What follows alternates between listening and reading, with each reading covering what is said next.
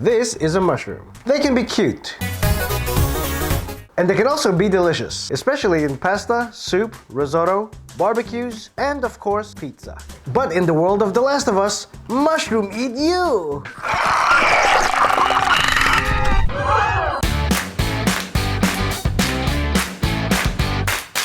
The Last of Us. So this is another user-submitted request by one of my subscribers, Danny. And Danny writes, "Hey Pablo, I'm a huge fan of The Last of Us. Part 2 was meant to come out this Friday before it got pushed for June instead. It would be great if you could share your thoughts on the first one for your next video."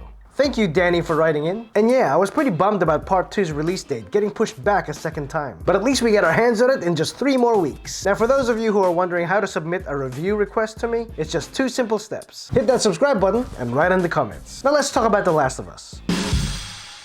The story of The Last of Us is set in a post-apocalyptic United States. And here we have 2 survivors, Joel, who's a stoic middle-aged bearded man with a tragic past, and a young badass girl named Ellie who can really hold her own in any tough situation. They find themselves in a predicament where they have to put their animosity aside and work together as they travel across the country. Sound familiar? But instead of these fools chasing you, you've got a whole bunch of zombie-like mushroom people trying to get a little taste of your flesh. So this blue waffle-looking disease is a modern fungal plague that nearly decimated the entire human race. And Joel and Ellie are tasked to journey westwards in the hopes of finding a possible cure. Game developer Naughty Dog was mostly known for giving us Jak and Daxter, Crash Bandicoot, and the Uncharted series. So pretty much the fun action-adventure type games. But this time around, they decide to switch gears with this post-apocalyptic survival horror game. A game which could have you sitting at the edge of your seat 1 minute and fighting back the tears the next. Writers Bruce Straley and Neil Druckmann said they got a lot of their inspiration from the Coen brothers film No Country for Old Men. With Neil Druckmann sitting in the game director chair, I can say they really nailed the tone, winning a buttload of awards including 2013's Game of the Year in the process. But did the game do everything right? Oh, I don't think so.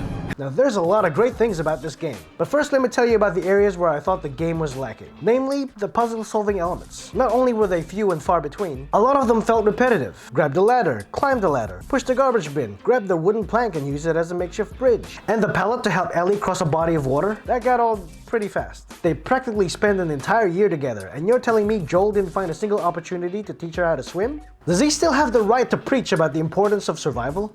We are survivors. This is our chance. It is over, Tess! I think I counted only 3 or 4 times when the puzzles made me think, oh, well, this is different. But for the most part, as I said before, the puzzle solving was a bit repetitive. Which is quite surprising since this was the same developers who gave us the Uncharted series with all of its awesome puzzles. Granted, I know that The Last of Us doesn't exactly have ancient temples full of puzzles or traps to solve. But it's post-apocalyptic America with partially collapsed buildings, abandoned vehicles, and lots of overgrown vegetation. So surely they could have done better than that. It's gonna have to be better than that.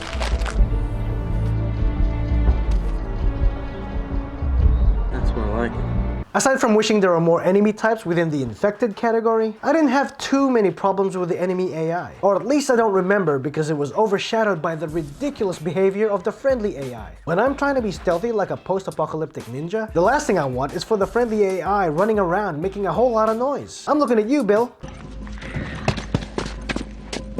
But to my benefit, the enemy AI are dumb enough not to see or hear them. What were you doing? Now let's talk about what the game did well, starting with where they got the idea for their zombie-like creatures. So there's this fungus called cordyceps that actually exists in the real world. It grows in rainforests and only affects insects. It's very much like a parasite, and once it's found a host, it takes over its brain and makes it behave oddly and sometimes aggressive. Like this poor little bastard who's been taken away because his fellow worker ants realize something ain't right with him. The fungus gets the ant to climb upwards and bite down on anything it can until it grows out of its host's body. Like a scene from a horror movie, this fungus will release tiny spores into the air, thus infecting more unsuspecting little critters. Now imagine if this cordyceps fungus infected humans the same way. And that's exactly what they did in this game. It's the root cause of this world's pandemic and the reason why mankind fell into ruin. And it's not only the infected that wants to kill you, it's the normal people as well, who would gladly take you out just for your shoes, or worse. It's the normal people that scare me.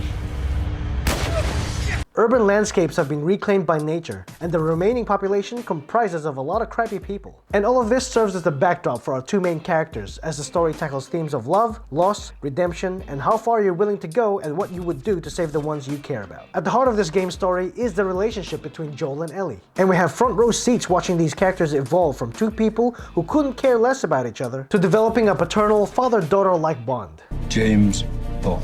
The character arcs were written so well that through the events that take place in this game, Joel and Ellie are almost two different people by the end compared to how they were in the beginning. And the environmental storytelling here was excellent. The world itself tells a story. I love how you're constantly reminded that your surroundings is the aftermath of something devastating and violent that took place years ago. And the overgrowth of plant life covering the streets, buildings, and cars is actually really beautiful to look at. But don't be fooled by all the beauty that you'll find in this world, because it's still a dangerous place. Danger! It's very rare to find a game where a person can just sit on the couch, watch someone else play, and still find it entertaining. Cause let's face it, with most other games, the person holding the controller is usually the only one having fun. And that says a lot when the game is that engaging and cinematic in scope. The talented Troy Baker and Ashley Johnson did a fantastic job as Joel and Ellie. Their dialogue felt real and believable. The game's a character study, and the performances that Troy and Ashley bring to the table make the dramatic scenes even more palpable. I mean, the first 16 minutes of this game is probably gonna wreck you. The supporting cast were also amazing at bringing life to their characters, and they all deliver powerful performances that you'll rarely find in video games. The motion capture felt fluid and realistic. It felt like there was a certain weight to the characters' movements, which made it seem more grounded in reality, as opposed to Nathan Drake in Uncharted, where gravity isn't so much of a thing.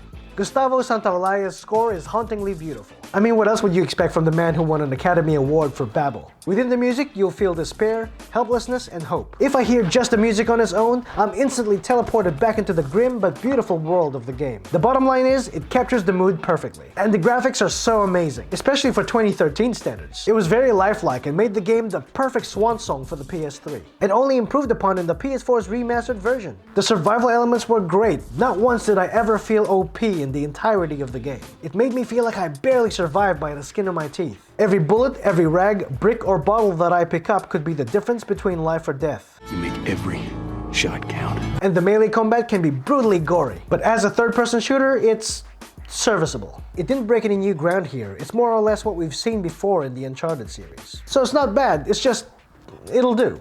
That'll do, donkey. That'll do. And the pacing was very well thought out. It's not always intense action and horror. It knows when to slow down and give you that time to process the emotional moments that just took place. And this game has an easy to learn and easy to use crafting and upgrade system. It didn't take long for an idiot like me to figure out how everything works. The DLC Left Behind is also a great addition to the core game. It's basically a prequel and shows us Ellie's backstory prior to meeting Joel. One of the best things about this DLC is it introduces a gameplay element where you actually get to pit the infected against the hunters, while you can either stealth your way out of harm's way or pick off the remaining enemies one by one. This DLC automatically comes with the remastered version on PS4. Now regarding the online multiplayer, I can't talk much about it cause I stayed away from it. Why? Cause I suck! You suck, you jackass! Now before I share my final thoughts, just a quick reminder to click like, share, subscribe, and hit the bell for notifications so you don't miss out on my weekly videos. Subscribe. And if you like my content and you're feeling generous, become one of my valued subscribers by signing up to my Patreon. You'll find the link in the description below. And now for my final thoughts. Starting with the lows, not enough puzzle solving elements. And as for the highs, the story is so well written, the performances was unlike anything I've seen before in a game, and the perfect score by Gustavo Santaolalla. So overall, I really love this game. It further cements Naughty Dog's reputation as master storytellers. They've achieved an interactive and cinematic experience. An experience I didn't get again in a video game until Uncharted 4. And I gotta admit, this is one of my favorite games. And I think this could easily be one of the greatest of all time.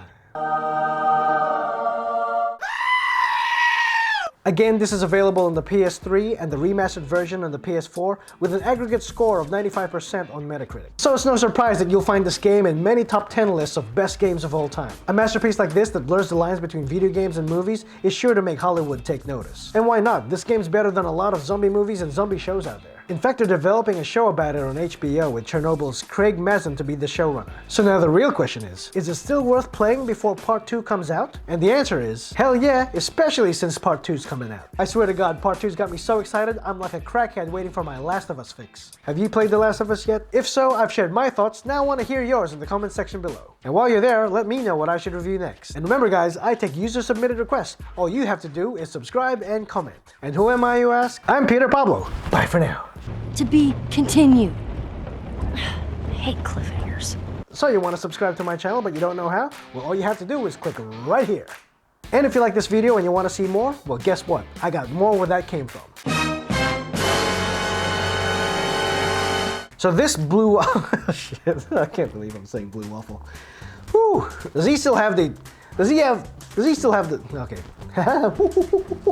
Ha, Mario. Ha.